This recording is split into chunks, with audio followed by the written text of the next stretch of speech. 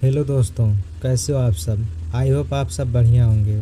तो दोस्तों, आज हम बात करने वाले हैं जीडीएस थर्ड मेरिट लिस्ट की।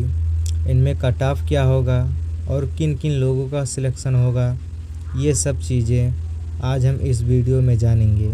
India post GDS third merit list 2024 अक्टूबर में जारी होगा। उम्मीदवार 10वीं के अंकों के आधार पर चयनित होंगे। मेरिट लिस्ट और कट ऑफ आधिकारिक वेबसाइट पर उपलब्ध होगी। भारत पोस्ट विभाग ने ग्रामीण डाक सेवा जीडीएस पदों के लिए पहले 2 मेरिट लिस्ट की घोषणा कर दी है। तीसरी merit list India post GDS online के आधिकारिक पोर्टल पर जल्द जारी की जाएगी।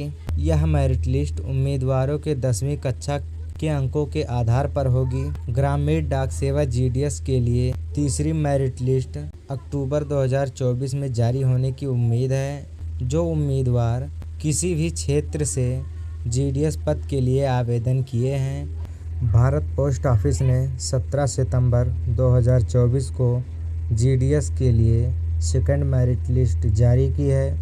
उम्मीदवारों की उम्मीद है कि थर्ड मेरिट लिस्ट अक्टूबर 2024 के पहले सप्ताह में उपलब्ध होगी। यह तीसरी मेरिट लिस्ट इंडिया की आधिकारिक वेबसाइट पर अपलोड की जाएगी, जहां आवेदक अपनी स्थिति और आगे की जानकारी जांच कर सकते हैं। ग्रामीण डाक सेवा तीसरी मेरिट लिस्ट जारी करने के लिए तैयार है, जैसा कि पहले किया गया था।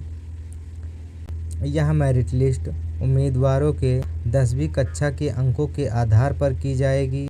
जो उम्मीदवार इस कट ऑफ को पूरा करते हैं या उससे अधिक हैं, उन्हें इस मेरिट लिस्ट में शामिल किया जाएगा। जैसे ही Bharat post GDS third merit list 2024 जारी की जाएगी, आवेदक इसे सीधे आधिकारिक वेबसाइट से डाउनलोड कर सकते हैं। अब बात कर लेते हैं जीडीएस चयन प्रक्रिया की, कैसे हमारा सिलेक्शन होगा।